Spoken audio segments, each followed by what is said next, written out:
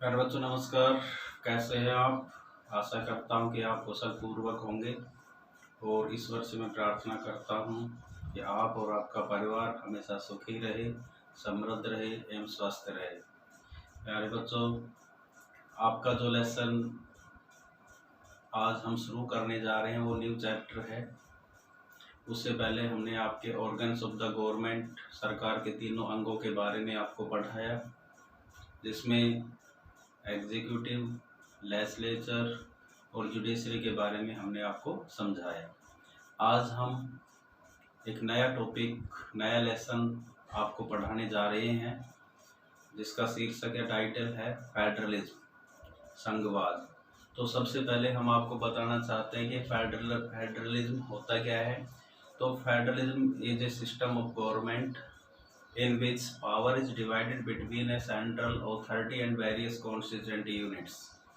जैसा कि आपको पता है, 10th क्लास में भी आप पढ़कर आए हैं फेडरलिज्म के बारे में, कि जो फेडरलिज्म है वो सरकार का एक रूप होता है जिसके अंदर पावर का डिवीज़न है, केंद्र और राज्यों के बीच में शक्तियों का विभाजन है कि केंद्र और राज्य आपस में एक दूसरे के मामले में इंटरफेयर नहीं करेंगे।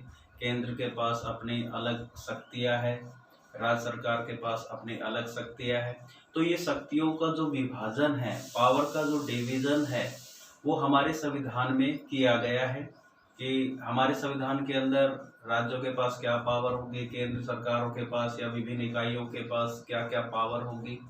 ये पावर का जो डिवीज़न है, विभाजन है, इसी को हम फेडरलिज्म कहते हैं। इसमें केंद्र सरकार या राज्य सरकार आपस में एक दूसरे के मामले में इंटरफेयर नहीं करती है। तो federalism is a system of government, एक सरकार का एक सिस्टम होता है जिसके अंदर power is divide between A central authority and various constituent units के अंदर पावर को डिवाइड किया कर दिया, डिवीजन कर दिया गया है, उसको डिसेंट्रलाइज किया गया है। पावर का विकेंद्रीकरण है ये, जिसमें पावर को राज्य और सरकारों के बीच में बांटा गया है। तो ये एग्रीमेंट है between central and state government. तो आज हम उसी फेडरलिज्म के बारे में हम आपको पढ़ाने जा रहे हैं।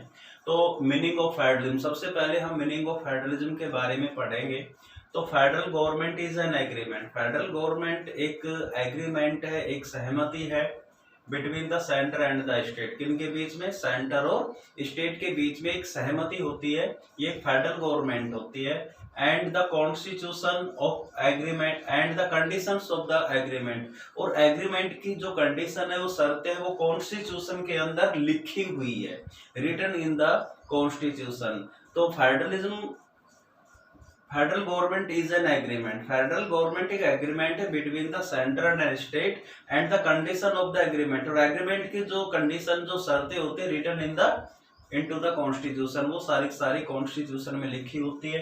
तो हमने भी वही बताया फेडरलिज्म के बारे में कि federalism is a system of government in which power is divided between central authority and various constituent units, वो कहलाता है फेडरलिज्म। आगे हम इसमें बताएंगे फीचर ऑफ फेडरलिज्म, हम कैसे कैसे फेडरल गवर्नमेंट की विशेषताएं क्या होती है, हम कैसे कह सकते हैं कि कोई गवर्नमेंट फेडरल है या यूनिटरी फॉर्म ऑफ गवर्नमेंट है। तो दो तरह की सरकारें होती है, जहाँ डेमोक्रेसी होती है वहाँ दो प्रकार की गवर्नमेंट पाई जाती है, फेडरल गवर्नमेंट, एक यूनिटरी फॉर्म ऑफ गवर्नमेंट। अतः फेडरल गवर्नमेंट के अंदर क्या होता है कि centre is more powerful than the state, और power is division between central government and state government. State government के पास सेपरेट पावर होती है, but in unitary form of government के अंदर सेंटर इज, उसमें पूरे देश के लिए केवल एक सरकार होती है, and state governments are subordinate to central government. और यूनिटरी फॉर्म ऑफ गवर्नमेंट के अंदर जो स्टेट गवर्नमेंट होती है वो सेंट्रल गवर्नमेंट के अधीन होती है, and power is given to state government, किस पर dependent on central government, and central government कभी भी उस पावर को वापस ले सकती है स्टेट गवर्नमेंट। तो यूनिटरी फॉर्म ऑफ गवर्नमेंट में होता है। तो यूनिटरी फॉर्म ऑफ गवर्नमेंट के अंदर state government have not it's on power, मतलब स्टेट गवर्नमेंट के पास अपनी स्वयं की पावर नहीं होती है। जबकि फेडरल फॉर्म ऑफ गवर्नमेंट के अंदर सेंट्रल गवर्नमेंट और स्टेट गवर्नमेंट के पास सेपरेट पावर होती है, रिटन इन द कॉन्स्टिट्यूशन, और संविधान के अंदर लिखी होती है। तो आज हम उसी फेडरलिज्म की फीचर्स के बारे में बताएंगे कि फेडरल गवर्नमेंट हम किसको कहते हैं, फेडरल गवर्नमेंट की कौन कौन सी फीचर्स है। तो सबसे पहले division of power. Federal government के अंदर आपको पता होना चाहिए कि पावर का डिवीजन होता है, डिवीजन ऑफ पावर होता है। जैसे कि आपके हमारे देश, हमारा जो इंडिया देश है, इंडिया ये एक फेडरल कंट्री है, यहाँ पर फेडरल गवर्नमेंट है, यहाँ पावर का डिवीजन है। सेंट्रल गवर्नमेंट के पास अपनी सेपरेट पावर है और स्टेट गवर्नमेंट के पास अपनी सेपरेट पावर है। तो हमारे यहाँ पर पावर का डिवीजन हो रहा है किसके बीच में, सेंटर और स्टेट गवर्नमेंट के बीच में। इसमें जब ऐसी गवर्नमेंट जिसमें स्टेट और सेंट्रल गवर्नमेंट के बीच में अलग अलग पावर का डिवीजन है तो वो एक फेडरल गवर्नमेंट होगी। मतलब सेंट्रल गवर्नमेंट के पास अलग पावर और स्टेट गवर्नमेंट के पास अलग पावर है। रिटन कॉन्स्टिट्यूशन, जिस ये भी ध्यान रखना है, जहां फेडरल गवर्नमेंट होगी, फेडरल गवर्नमेंट की विशेषता होती है कि वहां पर एक लिखित संविधान है, जितनी भी कंडीशंस होती है वो संविधान में लिखी होती है, तो वो एक फेडरल गवर्नमेंट है। रिजिड कॉन्स्टिट्यूशन, कठोर संविधान होता है। फेडरल गवर्नमेंट के अंदर क्या होता है कि कठोर संविधान होंगे, कुछ संविधान के अंदर ऐसे प्रोविजन होंगे जिसके अंदर सेंट्रल गवर्नमेंट अकेली उन प्रोविजन के अंदर अमेंडमेंट नहीं कर सकती, चेंजमेंट नहीं कर सकती। इसके लिए सेंटर और स्टेट दोनों की सहमति बहुत ज्यादा जरूरी है। तो फेडरल गवर्नमेंट की विशेषता, जहां भी फेडरल गवर्नमेंट होगी वहां एक कठोर संविधान भी होगा। And supremacy of the constitution, संविधान की सर्वोच्चता पाई जाएगी। ध्यान रखिए, कॉन्स्टिट्यूशन सर्वोच्च होगा जहां फेडरल गवर्नमेंट होगी। एंड इंडिपेंडेंट जुडिशरी, एक स्वतंत्र न्यायपालिका वहां पर पाई जाएगी। इंडिपेंडेंट जुडिशरी पाई जाएगी, स्वतंत्र न्यायपालिका होगी। न्याय फेडरल गवर्नमेंट जहां होगी वहां इंडिपेंडेंट जुडिशरी होगी कि वहां पर जज विदाउट एनी फेयर, बिना किसी भय के अपना डिसीजन दे सकते हैं। और जुडिशरी एग्जीक्यूटिव और लेजिस्लेचर के अंडर में काम नहीं करती है। और ऐसे जहां गवर्नमेंट है, जहां इंडिपेंडेंट जुडिशरी होती है, स्वतंत्र न्यायपालिका होगी, वहां पर फेडरल गवर्नमेंट होगी। एंड बाइकैमरलिज्म और द्विसदनात्मक व्यवस्थाएं होगी। जैसे हमारे यहाँ द्विसदनात्मक राज्यों के अंदर भी विधानसभा विधान परिषद होती है, इसी तरह से हमारी जो पार्लियामेंट है वो भी बाइकैमरल है। आपको पता है कि लोकसभा और राज्यसभा दो सदन है वहां पर। तो जहां फेडरल गवर्नमेंट होगी वहां दो सदनात्मक व्यवस्थापिकाएं भी होगी। तो ये फीचर होगी, किसके फीचर है ये, फेडरल गवर्नमेंट के फीचर होगी। ये सारी संघात्मक जो सरकार है उसकी विशेषताएं होती है। अब हम बात करेंगे nature of Indian federation. Bharat जो संघ है, भारतीय जो संघवाद है उसकी प्रकृति कैसी है। तो the Indian constitution is a federal, भारतीय संविधान के अंदर भारत को एक फेडरल बताया। इन नेचर, फेडरल संघात्मक, प्रकृति के रूप में संघात्मक है। हमारे संविधान की जो विशेषता जो हम बता रहे हैं कि हमारे प्राकृतिक तौर से जो हमारे संविधान है उसकी प्रकृति कैसी है, संघात्मक है। बट यूनिटी इन स्पिरिट, लेकिन आत्मा से वो एकात्मक है।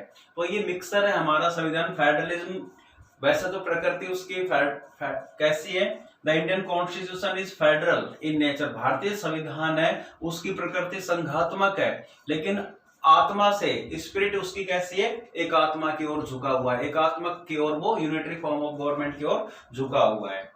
अब constitution provision regarding federalism, Bharat के संविधान के अंदर फेडरलिज्म से संबंधित कहां पर वर्णन किया गया है, तो अकॉर्डिंग टू आर्टिकल 1, भारतीय संविधान के आर्टिकल 1 में India that is Bharat, India जिसको कि हम भारत कहते हैं, shall be A union of state, वो राज्यों का संघ होगा। आर्टिकल 1 में ही बताया गया है भारतीय फेडरलिज्म के बारे में कि Indian federalism is A union of state, राज्यों का संघ है ये। ध्यान रखिए, आप एक बात बताता हूं, भारत के संविधान के अंदर कहीं भी फेडरलिज्म शब्द का इस्तेमाल नहीं किया गया है। भारत के लिए फेडरल वर्ड का यूज नहीं हुआ है, भारत के लिए यूनियन ऑफ स्टेट का यूज हुआ है। भारत राज्यों का संघ है। Unitary feature of the constitution, अब हम कैसे कह सकते हैं, जैसे हमने आपको बताया कि भारतीय जो संविधान है प्राकृतिक से तो संघात्मक है, लेकिन आत्मा जो स्पिरिट उसकी किसकी तरफ है, यूनिटरी की तरफ है। तो हम कैसे कह सकते हैं कि भारतीय जो संविधान है वो यूनिटरी है। तो यूनिटरी फीचर भारतीय संविधान की हम एकात्मकता की ओर झुकता है। हम कैसे कह सकते हैं कि भारतीय संविधान एकात्मकता की ओर यूनिटरी फीचर है उसकी, कैसे कह सकते हैं हम ये कि उसकी जो स्पिरिट है वो यूनिटरी है। तो division of power in favour of centre, सबसे पहली बात तो हम ये बता रहे हैं कि एकात्मकता की ओर कैसे, वैसे हम इसको फेडरल कहते हैं कि डिवीजन ऑफ पावर है, पावर का विभाजन है, फेडरल है, लेकिन डिवीजन जो पावर किया गया वो ज्यादा किसके फेवर में किया गया, सेंट्रल गवर्नमेंट के फेवर में।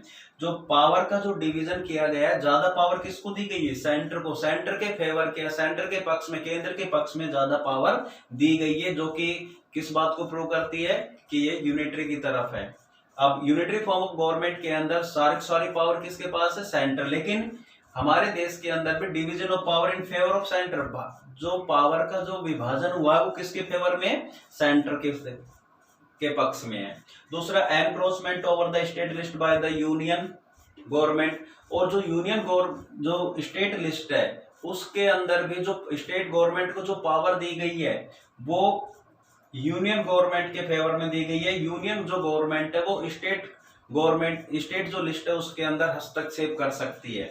मतलब कुछ ऐसी परिस्थितियां पैदा होती है जिसके अंदर स्टेट लिस्ट के कुछ ऐसे सब्जेक्ट होते हैं जिस पर नियम कानून सेंट्रल गवर्नमेंट बना सकती है।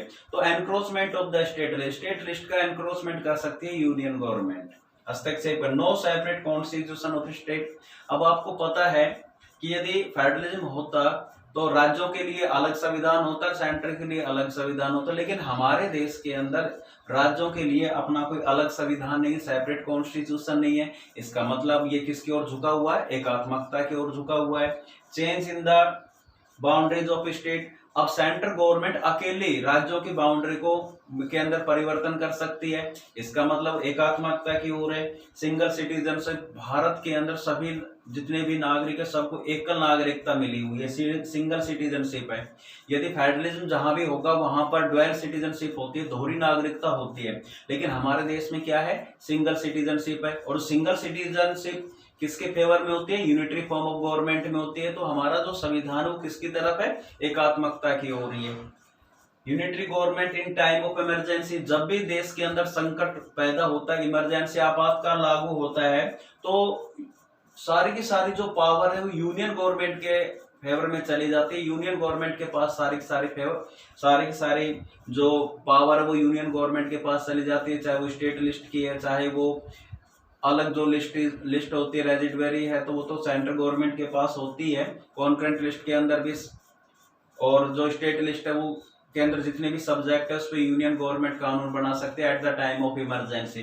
अब जब देश के अंदर संकट काल लागू होता है तो सारी पावर किसके फेवर में, सारे विषयों पर कौन कानून बनाती है, यूनियन गवर्नमेंट। तो ये प्रूव करती है कि भारतीय संविधान किसकी तरफ झुका हुआ है, एकात्मकता की ओर। एंड सेंट्रलाइज प्लानिंग, और जितनी भी योजनाएं बनाई जाती है वो सेंट्रल गवर्नमेंट के द्वारा बनाई जाती है। सेंट्रल गवर्नमेंट सारे देश के अंदर जितनी भी प्लानिंग होती है, नियोजन होता है, वो सारा सेंट्रल गवर्नमेंट करती है।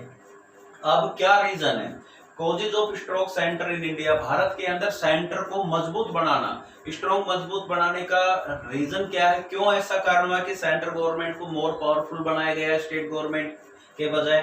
तो need of strong centre to face the different problem of the country.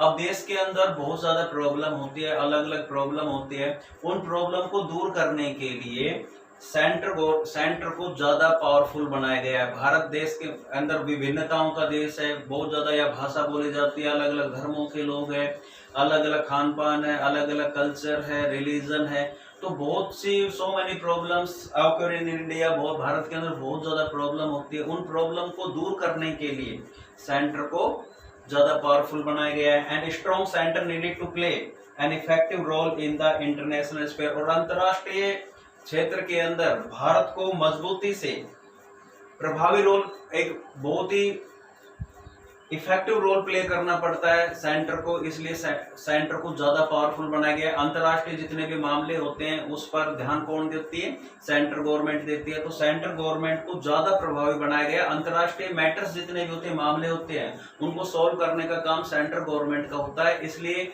अंतरराष्ट्रीय स्तर पर ज्यादा प्रभावपूर्ण, ज्यादा इफेक्टिव रोल प्ले कर सके सेंट्रल गवर्नमेंट, इसलिए सेंटर को ज्यादा पावरफुल बनाया गया है। तो आज ये हमने आपको बताया मीनिंग ऑफ फेडरलिज्म या फीचर्स ऑफ फेडरलिज्म, या हमारे संविधान की प्रकृति कैसी है, और भारत के अंदर फेडरलिज्म का कॉन्स्टिट्यूशन में कहाँ वर्णन किया गया है, और ऐसे कौन कौन से फीचर्स हैं जो भारतीय संविधान को यूनिटरी बनाती है, वो सारे पॉइंट्स हमने आपको बताए।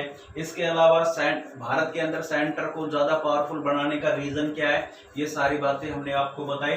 ये सभी क्वेश्चन वीडियो को देखते हुए आपने समझना है कि फेडरलिज्म क्या है, फीचर्स ऑफ फेडरल गवर्नमेंट की फीचर्स क्या होती है, ऐसे कौन कौन सी फीचर्स है जो भारतीय संविधान को यूनिटरी बनाती है, और भारतीय संविधान भारत को के अंदर सेंट्रल गवर्नमेंट को ज्यादा पावरफुल क्यों बनाया गया। ये सारी बातें हमने आपको आज समझाई। इनको अच्छी तरह से अपने फेयर नोटबुक में कीजिए और मेरे व्हाट्सएप नंबर पर सेंड करें। Thank you.